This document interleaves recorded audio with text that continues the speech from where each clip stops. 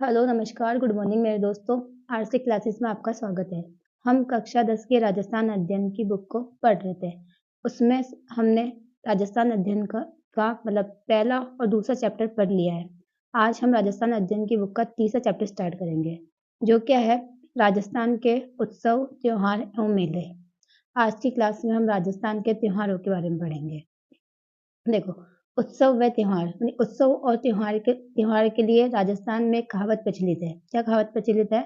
7 वार 9 त्योहार। यानी सप्ताह में वार तो कितने होते हैं? 7 होते हैं, लेकिन त्योहार कितने होते हैं? 9 होते हैं। यानी वार तो कम है, लेकिन त्योहार यहाँ पे क्या होते हैं? ज़्यादा। यानी हर छोटी-बड़ी मतलब बात के लिए यहाँ पे त्योहार मना दिया जाता है। जैसे फसलों की कटाई के समय बनाते हैं, मौसम बदल रहा तो उस समय त्योहार मनाते हैं। और त्योहार मनाने से क्या होता है कि उलझनों में फँसे हुए जो भी व्यक्ति वगैरह होते हैं, ये उलझनों में फँसे हुए होते हैं, उनको मानसिक और शारीरिक शांति मिलती है और उनको मतलब आनंद की अनुभूति होती है। इसीलिए हम मतलब क्या मनाते हैं? त्योहार मनाते हैं। और एक और कहावत प्रचलित है। ये कहावत क्या है कि तीज त्योहारा बावरी ले डूबी गणगौर। मतलब तीज त्योहारा बावरी ले डूबी गणगौर। तो ये बोला कि जो तीज त्योहार है ना, मतलब तीज त्योहार वो स्टार्ट कब होते हैं? मतलब त्योहार कब स्टार्ट होते हैं? श्रावणी तीज के समय क्या होता है? त्योहारों की शुरुआत होती है। यानी त्योहारों का जो मतलब है ना शुभारंभ या स्टार्टिंग कब से होती है? श्रावणी तीज से होती है। और ले डूबी गणगौर का मतलब है कि अंत कब होता है? गणगौर के समय होता है। यानी त्योहारों की शुरुआत तो कहाँ से होती है? श्रावण की तीज से होती है और इसका अंत कब होता है? गणगौर। गणगौर के दिन इसका क्या हो जाता है? अंत हो जाता है। तो ये भी एक कहावत है, तीज त्योहारा बावरी ले डूबी गणगौर। ये तीज त्योहार शुरू मतलब श्रावणी तीज को होता है और अंत कब होता है? गणगौर के समय होता है। राजस्थान के त्योहार के बारे में पढ़ते हैं। इसके लिए हमें राजस्थान के त्योहारों को पढ़ने से पहले हमें हिंदू माह के बारे में पता होना चाहिए। हिंदू जो मतलब ये चलते हैं ना तिथि, चैत्र वैशाख, ये हमें याद होनी चाहिए। तो देखो हिंदू मतलब जैसे 12 महीने होते हैं अपने कैलेंडर के अंदर, वैसे ही हिंदू माह के अंदर भी 12 महीने होते हैं। कौन-कौन से होते हैं? ये हमें याद होने चाहिए। क्या है? चैत्र, वैशाख, ज्येष्ठ, आषाढ़, श्रावण, भाद्रपद, आश्विन, कार्तिक, मार्गशीर्ष, पौष, माघ, फाल्गुन। ये 12 महीने होते हैं और हम इसी के हिसाब से त्योहार पढ़ेंगे कि चैत्र महीने में कौन से त्योहार मनाए जाते हैं, वैशाख महीने में कौन से मनाए जाते हैं, ज्येष्ठ महीने में कौन से बनते हैं। इस तरीके से हम त्योहारों को पढ़ेंगे। तो हमें चैत्र, वैशाख, ज्येष्ठ, आषाढ़, सावन, भादवा, आश्विन, कार्तिक, मार्गशीर्ष, पौष, माघ, फाल्गुन। कुछ-कुछ त्योहारों के नाम तो हमें याद है, कुछ याद नहीं है उनको 1-2 बार पढ़ने से याद हो जाएँगे, अच्छे से पढ़ के याद मतलब 1-2 बार अगर देख लेंगे तो भी याद कर सकते हैं अपन। अब इन जो भी महीना होते हैं ना ये चैत्र, वैशाख, इनमें क्या होता है कि 15-15 दिन के 2 पक्ष होते हैं, जिनको अपन क्या बोलते हैं, एक तो होता है यहाँ पे मतलब 2 पक्ष होते हैं, एक को बोलते हैं अपन कृष्ण पक्ष और एक को बोलते हैं शुक्ल पक्ष। कृष्ण पक्ष को अंधेरा पक्ष बोलते हैं, महीना शुरू होता है, यानी महीना शुरू किस पक्ष से होता है? कृष्ण पक्ष से। स्टार्टिंग के जो 15 दिन है ना, उसको अपन क्या बोलते हैं? कृष्ण पक्ष कहते हैं। यानी शुरू के 15 दिन यानी महीना शुरू हो रहा है, उसकी शुरुआत के जो 15 दिन होते हैं, उसे अपन क्या बोलते हैं? कृष्ण पक्ष कहते हैं। और इसका जो लास्ट का दिन होता है, यानी अंतिम 15वाँ जो दिन होता है ना, उसे अपन क्या बोलते हैं? अमावस्या बोलते हैं। यानी कृष्ण पक्ष से महीना शुरू होता है, 15 दिन तक चलता है, जो 15वाँ दिन होता है ना, उसे हम क्या बोलते हैं? अमावस्या बोलते हैं। उसके बाद शुक्ल पक्ष लास्ट के 15 दिन है, यानी स्टार्टिंग के 15 दिन को अपन क्या बोलेंगे? शुक्ल पक्ष बोलेंगे यानी अंधेरा पक्ष बोलते हैं और उसके बाद जो लास्ट के 15 दिन होते हैं उसे अपन क्या बोलते हैं? शुक्ल पक्ष या उजाला पक्ष बोलते हैं अपन। इसमें क्या होता है महीना पूरा हो जाता है। और लास्ट के 15 दिन होते हैं और इसका जो लास्ट का दिन यानी 15वाँ दिन होता है ना, उसे हम क्या बोलते हैं? पूर्णिमा कहते हैं। और इसमें ऐसा होता है कि अमावस्या के दिन जो चाँद होता है ना, गायब हो जाता है मतलब ऐसे और मतलब शुक्ल पक्ष में चाँद वापस आता है और पूर्णिमा के दिन चाँद क्या हो जाता है? पूरा होता है। इन धीरे-धीरे चाँद पूरा होता है तो पूर्णिमा के दिन चाँद पूरा हो जाता है इसलिए क्या होता है? इसे पूर्णिमा बोलते हैं। और यहाँ पे देखो महीना आधा होता है इसलिए आधा अमावस्या याद रख सकते हैं। तो आधे ही महीने के अंदर अमावस्या आती है और पूरे महीने में क्या आती है? पूर्णिमा आती है। इस तरीके से 2 पक्ष होते हैं। एक तो कौन-सा पक्ष होता है? शुक्ल पक्ष और एक कौन-सा पक्ष होता है? ये मतलब कृष्ण पक्ष होता है, एक शुक्ल पक्ष होता है। तो हम कृष्ण पक्ष और शुक्ल पक्ष के अलग-अलग मतलब दोनों पक्षों में कैसे-कैसे त्योहार आते हैं वैसे अपन पढ़ेंगे इनके अंदर। अब देखो सबसे पहले चैत्र माह के त्योहार पढ़ेंगे। अभी हमने बताया कि 2 पक्ष होते हैं। एक तो कौन-सा पक्ष होता है कृष्ण पक्ष और दूसरा कौन-सा होता है शुक्ल पक्ष होता है। अब कृष्ण पक्ष में भी देखो 15 दिन होते हैं, तो पहला दिन होता है एकम बोलते हैं, दूसरे को मतलब दूज या मतलब द्वितीया बोलते हैं, उसके बाद तृतीया, चतुर्थी, पंचमी ऐसे करके मतलब चतुर्दशी आएगा, चतुर्दशी के बाद क्या जाएगा अमावस्या आएगा। तो इस तरीके से इसमें मतलब तिथियाँ चलती है और ऐसे कैसे शुक्ल पक्ष में भी चलती है, एकम, दूज, तीज, तृतीया पंचमी से लगा के चतुर्दशी और चतुर्दशी के बाद पूर्णिमा चलती है। देखो कृष्ण पक्ष अब देखो चैत्र माह के कृष्ण पक्ष में देखो धुलंडी, धुलंडी बनाया जाता है एकम के दिन, यानी चैत्र कृष्ण एकम के दिन कौन सा त्योहार मनाया जाता है? धुलंडी। अब देखो धुलंडी जो है ना वो होली के अगले दिन मनाया जाता है। जैसे होली होती है ना, होली फाल्गुन पूर्णिमा को मनाते हैं अपन। होली के अगले दिन को क्या मनाते हैं अपन? धुलंडी के रूप में मनाया जाता है। अब देखो आप वैसे भी याद रख सकते हो इसको। देखो धूल, अब देखो धूल चेक करो, ऐसे याद रख सकते हो। तो धूल चे से क्या हो जाएगा? चैत्र पक्ष, चैत्र माह हो जाएगा। कि धुलंडी किस महीने में मनाई जाती है? तो धुलंडी चैत्र माह के अंदर मनाई जाती है। धूल चेक करके बैठो, ऐसा कर सकते हो। तो धूल, धूल से तो क्या हो जाएगा? धुलंडी, और चेक से क्या हो जाएगा? चैत्र माह हो जाएगा। तो धुलंडी कब बनाते हैं अपन? ये अपन बनाते हैं चैत्र माह के कृष्ण पक्ष की एकम के दिन अपन क्या बनाते हैं? धुलंडी का त्योहार मनाया जाता है। उसके बाद देखो रंग पंचमी, रंग पंचमी वो भी कब होगी? देखो चैत्र कृष्ण पंचमी के दिन क्या बनाई जाती है? रंग पंचमी। नाम में दिख रहा है पंचमी, तो रंग पंचमी भी कब मनाई जाती है? चैत्र कृष्ण पंचमी के दिन रंग पंचमी मनाते हैं। उसके बाद शीतला अष्टमी, शीतला अष्टमी, देखो शीतला अष्टमी जो है ना वो कब मनाते हैं? तो चैत्र कृष्ण अष्टमी के दिन शीतला अष्टमी बनाते हैं। और इस मतलब इस अष्टमी, चैत्र कृष्ण अष्टमी के दिन ही अपन क्या बनाते हैं? गुड़ला महोत्सव मनाया जाता है। गुड़ला महोत्सव भी कब मनाते हैं? चैत्र कृष्ण अष्टमी के दिन मनाते हैं। और देखो सबसे पहले देखो मैंने कहा घुड़ला महोत्सव क्या होता है? तो घुड़ला महोत्सव क्या है? तो देखो घुड़ला महोत्सव कब मनाते हैं अपन? चैत्र कृष्ण अष्टमी के दिन घुड़ला महोत्सव मनाया जाता है। और ये घुड़ला महोत्सव कहाँ का प्रसिद्ध है? तो जोधपुर का प्रसिद्ध है। यानी जोधपुर के अंदर, यानी मारवाड़ के अंदर घुड़ला महोत्सव मनाया जाता है। और क्यों बनाया जाता है? तो ये बोला कि जो राजा जोधपुर का शासक था, ये मालदेव, सॉरी सातल देव, ये जोधपुर का शासक था सातल देव। सातल देव ने घुड़ले खा को मारा था, इसीलिए इसी को मारा, इसी याद के अंदर क्या मनाया जाता है? घुड़ला महोत्सव मनाया जाता है। कहते हैं कि इसकी मतलब ना गर्दन, जब ना सिर काट के लेके आ गए तो इसकी सिर से ना मतलब ये जो घुड़ले खाता ना, ये मतलब मारवाड़ की कुछ महिलाओं को मतलब ना लेके चला गया था पकड़ के। तो सातुलदेव उनको छुड़वाने गया था, और छुड़वाने गया तो इस मतलब इस घुड़ले का को मारा, और इसके जो सिर है ना वो लेके आया था। और उन सिरों से इसके सिर से है ना उन महिलाओं ने क्या करा, खेला था इनसे पैरों से, उन्होंने ना फुटबॉल की तरह इसके सिर को घुमाया था। तो इस वजह से है ना मतलब है ना सर पे लेके पूरे मतलब मारवाड़ में घुमाया होगा। तो इसी की याद में है ना घुड़ला महोत्सव मनाया जाता है। इसमें क्या करते हैं, अब ये जो युद्ध हुआ था ना घुड़ले का और मतलब सातुलदेव के मध्य, ये कौशलना का युद्ध था। तो ये कब हुआ था? 1492 के अंदर हुआ था। 1492 ईस्वी के अंदर ये कौशलना का युद्ध हुआ था, घुड़ले का और सातुलदेव के मध्य हुआ था। इस दिन क्या होता है कि इस दिन घुड़ला उत्सव के दिन क्या करते हैं कि छिदित मटका लेकर महिलाओं द्वारा क्या किया जाता है? घुड़ला नृत्य किया जाता है। तो छिदित मटका सर पे लेकर महिलाओं द्वारा घुड़ला नृत्य किया जाता है। उसके बाद देखो नेक्स्ट मैंने क्या बताया था? शीतलाष्टमी। शीतलाष्टमी क्या है? शीतलाष्टमी भी चैत्र कृष्ण अष्टमी के दिन मनाया जाता है। कब मनाते हैं इसे अपन? चैत्र कृष्ण अष्टमी के दिन शीतलाष्टमी मनाया जाता है। और देखो शीतलाष्टमी के दिन शीतला माता की पूजा की जाती है। और शीतला माता जो है ना वो कौन सी? चेचक की देवी बोलते हैं उसे अपन। क्या बोलते हैं? चेचक की देवी कहते हैं। तो देखो शीतला अष्टमी के दिन शीतला माता की पूजा की जाती है। और मतलब इस दिन बासुड़ा, मतलब कहने का मतलब है पहले ही खाना बना दिया जाता है एक दिन पहले, और दूसरे दिन उसी को खाया जाता है। मतलब नया खाना नहीं बनाया जाता है। तो मतलब बासुड़ा मतलब है ना रात का खाना, या फिर बासी, वैसे बोलते हैं बासी खाना खाया जाता है। किस दिन? शीतला अष्टमी के दिन खाया जाता है। अब देखो ये अपन इसको याद कैसे रखेंगे? अभी कब आता है शीतला अष्टमी? तो देखो उनका चेचक की देवी होती है, और सभी जानते हैं इस बात को कि चेचक की देवी होती है। तो देखो चे से तो क्या हो जाएगा? चैत्र हो जाएगा, और क से क्या हो जाएगा? कृष्ण पक्ष। तो चैत्र कृष्ण और अष्टमी तो इसमें दे ही रखा है। तो शीतला अष्टमी कैसे याद रखेंगे अपन? चैत्र कृष्ण अष्टमी के दिन क्या बनाया जाता है? शीतला अष्टमी बनाई जाती है। ठीक है। उसके बाद देखो इसके कौन से त्योहार हो जाएंगे? शुक्ल पक्ष के त्योहार देखते हैं। ये तो अपने कौन से हो गए? कृष्ण पक्ष के त्योहार हो गए। अब शुक्ल पक्ष के ना देखो सबसे पहले नव वर्ष या फिर बसंत नवरात्र स्टार्ट, ये नए वर्ष, यानी जो नया वर्ष है ना, हिंदू माह, हिंदू जो नव वर्ष है ना वो कब आता है? चैत्र माह के शुक्ल पक्ष की एकम के दिन क्या आता है? हिंदू नव वर्ष मनाया जाता है। तो हिंदू नव वर्ष कब मनाते हैं अपन? चैत्र कृष्ण एकम के दिन अपन हिंदू नव वर्ष मनाते हैं। उसके बाद नेक्स्ट क्या आएगा? अब देखो नया साल आ तो पार्टी वार्टी करते हैं अपन, चेस वगैरह करते हैं। तो याद लगा सकते हैं कि चेस चेस से मतलब चैत्र माह के दिन क्या बनाते हैं अपन? नव वर्ष बनाते हैं। उसके बाद देखो गणगौर, गणगौर कब बनाया जाता है? तो चैत्र शुक्ल तृतीया के दिन क्या बनाया जाता है? गणगौर बनाया जाता है। तो देखो चैत्र शुक्ल तृतीया के दिन किस त्योहार को बनाया जाता है? गणगौर को बनाया जाता है। उसके बाद देखो अशोक अष्टमी, ये भी चैत्र कृष्ण अष्टमी के दिन क्या बनाया जाता है? अशोक अष्टमी बनाई जाती है। और उसके बाद देखो राम नवमी, अब देखो नाम चल रहा है राम, देखो अष्टमी के दिन आठम के दिन बनेगा, और राम नवमी, तो राम नवमी का मतलब क्या हो जाएगा? चैत्र शुक्ल नवमी के दिन क्या बनाई जाती है? राम नवमी बनाई जाती है। और उसके बाद देखो ये, उसके बाद ये दे रखा है, ये इसके लिए दे रखा है, क्या दे रखा है? महावीर जयंती। तो महावीर जयंती क्या कब बनाते हैं अपन?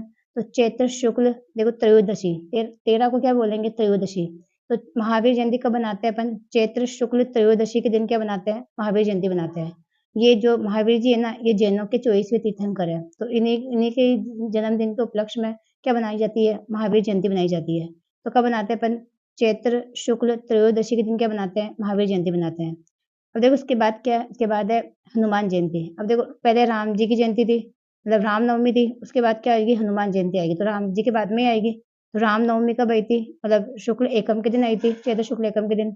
और पूर्णिमा के दिन क्या बनाई जाती है, हनुमान जयंती बनाई जाती है। यानी चैत्र पूर्णिमा के दिन क्या बनाते हैं अपन, हनुमान जयंती बनाते हैं। तो चैत्र पूर्णिमा के कौन सी जयंती बनाएंगे अपन, हनुमान जयंती बनाते हैं।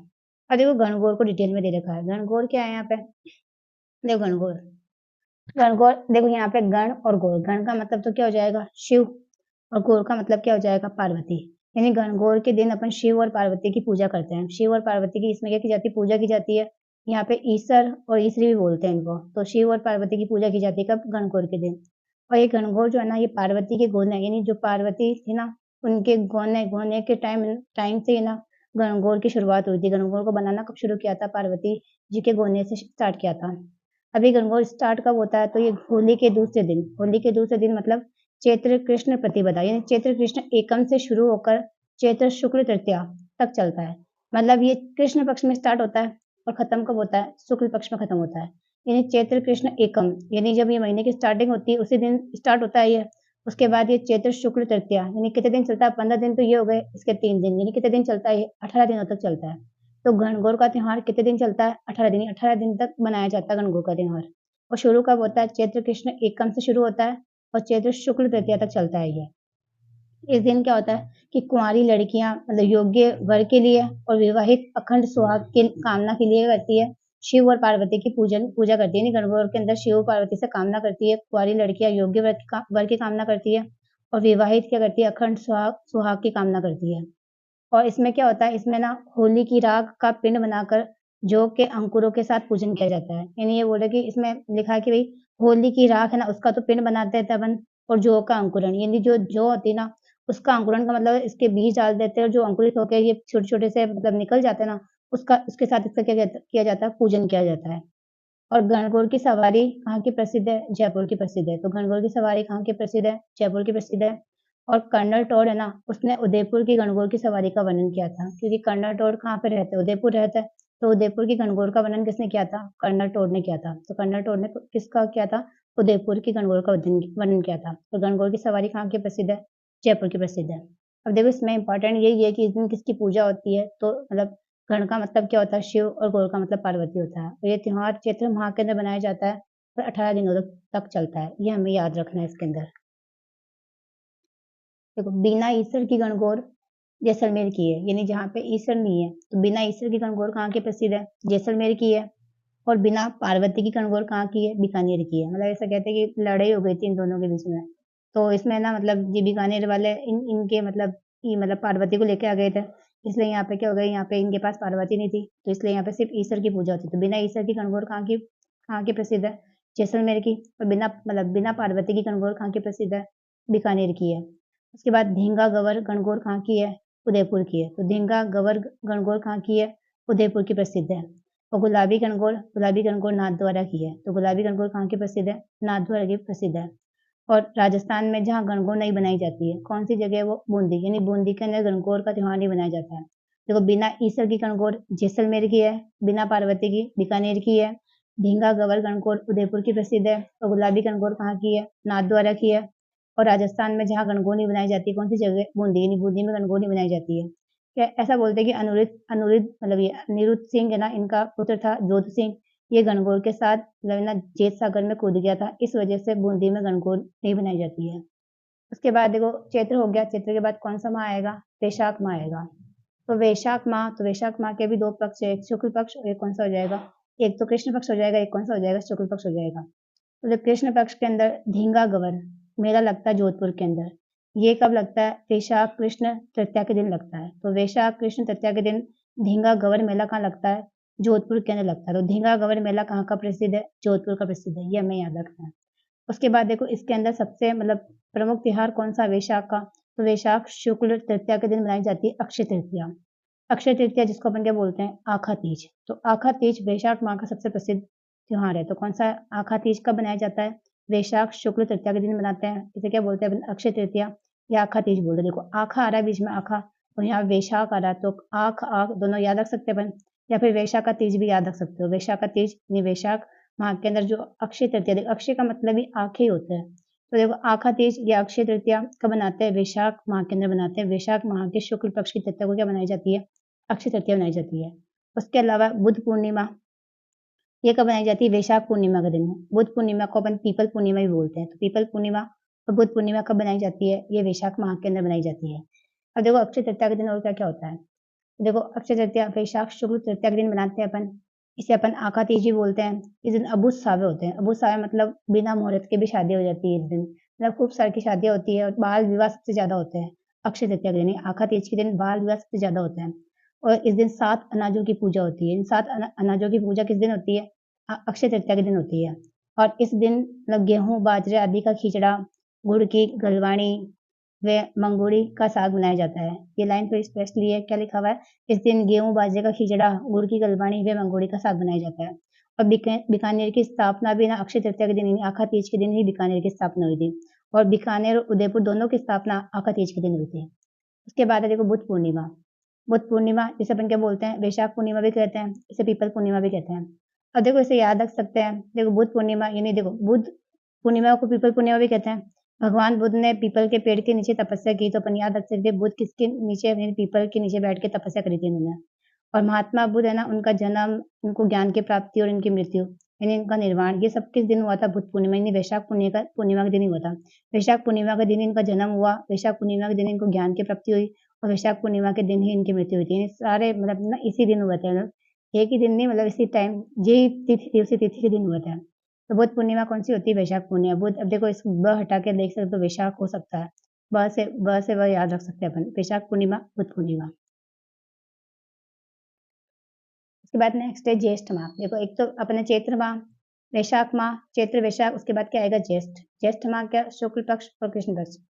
मतलब कृष्ण पक्ष के अंदर क्या बनाते हैं? What Amavasya. वट अमावस्या का व्रत किया जाता है। वट सावित्री का व्रत किया जाता है इस दिन। वट अमावस्या के दिन क्या किया जाता है?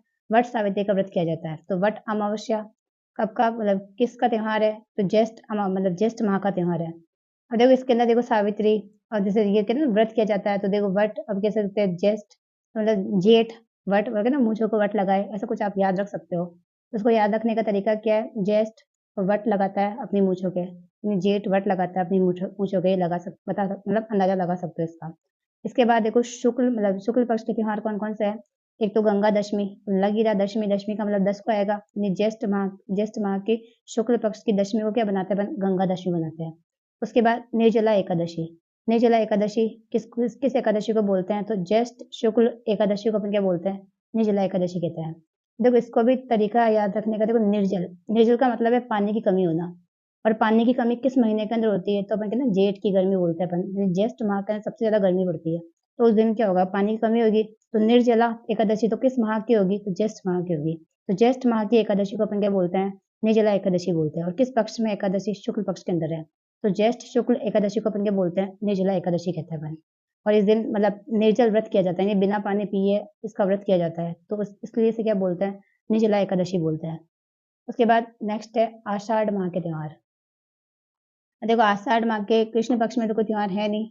शुक्ल पक्ष के अंदर देखो सबसे पहले तो नवरात्रे आते हैं, गुप्त नवरात्रे आते हैं। अब देखो नवरात्रे कहाँ से शुरू होंगे? तो आषाढ़ शुक्ल एकम, और जितने भी नवरात्रे है ना, सारे नवरात्रे शुक्ल पक्ष के अंदर ही आएंगे, यानी उजाले पक्ष के अंदर ही नवरात्रे होते हैं ज्यादातर। तो गुप्त नवरात्र यानी ये शुक्ल आषाढ़ एकम के दिन होगा। उसके बाद है भदलिया नवमी। भदलिया नवमी देखो नवमी है तो नवम की मतलब 9 के अंदर ही आएगा, तो आषाढ़ शुक्ल नवमी के दिन क्या आएगी? भदलिया नवमी बनाई जाती है। और इस दिन भी मतलब बहुत सारे होते हैं, बहुत सारे होते हैं, मतलब शादियाँ बहुत सारी होती है इस समय भी। उसके बाद है देवशयनी एकादशी। देवशयनी एकादशी जिससे अपन इस दिन है ना चतुर्मास, मतलब चतुर्मास स्टार्ट हो जाता है, मतलब चौमासा शुरू हो जाता है यहाँ से। चौमासा शुरू हो जाता है कब से? देवशयनी एकादशी से। देवशयनी एकादशी से चौमासा स्टार्ट हो जाता है। इसे हरि प्रबोधनी एकादशी भी बोलते हैं। और देवशयनी मतलब इस दिन क्या होते हैं? देव सो जाते हैं, मतलब शादी वगैरह ये जो मतलब मांगलिक कार्य क्या हो जाते हैं? इस दिन से बंद हो जाते हैं। 4 महीने तक कोई मांगलिक कार्य वगैरह नहीं होता है। तो देवशयनी मतलब देव यहाँ पे क्या हो जाते हैं? सो जाते हैं। अब देखो देव से आशा रखो, ऐसे याद रख सकते हैं अपन। देव से अपन क्या रख सकते हैं? आशा। तो देव से क्या हो जाएगा? आषाढ़। देवशयनी से क्या हो जाएगा? आषाढ़ की, देखो आषाढ़, आशा, आशा दिख रहा है ना, तो देवों ने भगवान से आशा रखते हैं अपन। तो देवशयनी एकादशी यानी देवशयनी से क्या हो जाएगा? आषाढ़ माह हो जाएगा। मतलब देव से आशा रखो, तो अपन याद रख सकते हैं देव, इधर से आशा, ऐसे भी गुरु से भी आशा, तो आप इससे याद रख सकते हैं किस माह में आता है ये, आषाढ़ माह के अंदर आती है कौन, देवशनि एकादशी और गुरु पूर्णिमा। ये गुरु से आशा रहती है अपनी, तो भगवान से भी अपनी आशा रहती है, तो अपन इसको याद रख सकते हैं कि देवशनि एकादशी भी आषाढ़ माह के अंदर आती है और गुरु पूर्णिमा भी कब आती है, आषाढ़ माह के अंदर आती है। तो अपन क्या रख सकते हैं, देखो गुरु से आशा यानी आषाढ़ पूर्णिमा के दिन क्या बनाते हैं, गुरु पूर्णिमा बनाते हैं अपन। और गुरु पूर्णिमा को अपन व्यास पूर्णिमा भी कहते हैं, तो गुरु पूर्णिमा को अपन क्या बोलते हैं, व्यास पूर्णिमा भी कहते हैं। इसके बाद नेक्स्ट है श्रावण माह। देखो श्रावण माह के अंदर देखो कृष्ण पक्ष और शुक्ल पक्ष। कृष्ण पक्ष में देखो एक तो नाग पंचमी मनाई जाती है, और देखो नाग कृष्ण यानी काले ही होते हैं, तो काले मतलब कृष्ण पक्ष के अंदर, कृष्ण पक्ष को काला पक्ष बोलते हैं अपन। तो नाग पंचमी कब बनाते हैं, तो श्रावण कृष्ण पंचमी के दिन अपन नाग पंचमी बनाते हैं, और इस दिन नाग की यानी सांप की पूजा होती है, इस दिन नाग की पूजा होती है। तो नाग पंचमी श्रावण कृष्ण पक्ष मतलब कृष्ण पक्ष की पंचमी को बनाते हैं अपन। उसके बाद है नीडरी नवमी। नीडरी नवमी नेवले की पूजा होती है इस दिन। अब देखो नवमी है, इसका मतलब 9वें दिन बनाएंगे अपन, तो देखो श्रावण कृष्ण नवमी को बनाए जाते हैं, नीडरी नवमी बनाते हैं अपन, और इस दिन नेवले की पूजा होती है। उसके बाद है कामिका एकादशी। कामिका एकादशी श्रावण कृष्ण एकादशी को बनाते हैं अपन, और इस दिन विष्णु की पूजा होती है। तो कामिका एकादशी के दिन किसकी पूजा होती है, विष्णु की पूजा होती है। उसके बाद देखो हरियाली अमावस्या, ज्यादा इंपॉर्टेंट यही है हरियाली अमावस्या। तो हरियाली अमावस्या किसको बोलते हैं, तो श्रावण की जो अमावस्या है ना, उसे हम क्या बोलते हैं, हरियाली अमावस्या बोलते हैं। और हरियाली अमावस्या के दिन मेले लगते हैं ज्यादातर। तो डिग्गी कल्याण जी का मेला लगता है टोंक के अंदर, तो एक डिग्गी कल्याण जी का मेला लगता है, एक मांगले आवास अजमेर के अंदर मेला लगता है, एक गुरुद्वारा बुड्ढा जोहड़ गुरु मतलब ये गंगानगर के अंदर मेला लगता है। तो इस दिन क्या होता है, ज्यादातर मेले लगते हैं। तो हरियाली अमावस्या के दिन डिग्गी कल्याण जी का मेला लगता है टोंक के अंदर, मांगले आवास का मेला लगता है अजमेर के अंदर, और गुरुद्वारा बुड्ढा जोहड़ मेला लगता है गंगानगर के अंदर। ये कब होता है, हरियाली अमावस्या के दिन होता है। इसके बाद है देखो मतलब शुक्ल पक्ष के त्योहार, शुक्ल में आती है छोटी तीज। छोटी तीज कब बनाते हैं, तो श्रावण शुक्ल तृतीया को क्या बनाते हैं अपन, छोटी तीज का त्योहार बनाते हैं। और एक रक्षाबंधन आता है, रक्षाबंधन कब आता है, श्रावण पूर्णिमा के दिन आता है। तो श्रावण पूर्णिमा के दिन अपन क्या बनाते हैं, रक्षाबंधन बनाते हैं, और श्रावण पूर्णिमा को अपन नारियल पूर्णिमा भी कहते हैं, नारियल पूर्णिमा। अब देखो याद रख सकते हैं कि रक्षाबंधन के दिन अपन नारियल वगैरह देते हैं ना, तो अपन याद रख सकते हैं कि जो रक्षाबंधन के दिन देते हैं, इसका मतलब कि श्रावण पूर्णिमा को ही अपन क्या बोलते हैं, नारियल पूर्णिमा भी कहते हैं। ये हम याद रख सकते हैं। श्रावणी तीज या छोटी तीज, देखो छोटी तीज कब होती है, तो श्रावण शुक्ल तीज के दिन होती है। और अभी मैंने कहा इस दिन से त्योहारों का आगमन होता है, अपने पढ़ा था तीज त्योहारा बावड़ी ले डूबी गणगौर। तो त्योहारों का आगमन कब होता है, तो श्रावणी तीज के दिन त्योहारों का आगमन होता है, त्योहार आना शुरू हो जाते हैं। और श्रावणी तीज के उपनाम क्या क्या है, इसे अपन हरियाली तीज, झूला तीज, क्योंकि इस तीज के दिन झूले वगैरह डाले जाते हैं, झूले वगैरह खाए जाते हैं, इस तरह से मतलब है ना मनाई जाती है कुल मिला के श्रावणी तीज। और श्रावणी तीज ये जयपुर में तीज का त्योहार ज्यादा प्रसिद्ध है, तीज का त्योहार भी कहाँ का प्रसिद्ध है, जयपुर का प्रसिद्ध है। तो हमें याद रखना है कि तीज का त्योहार कहाँ का प्रसिद्ध है, जयपुर का प्रसिद्ध है। और बाकी मतलब बाकी बचे हुए त्योहार अपन नेक्स्ट क्लास में पढ़ेंगे। Thank you.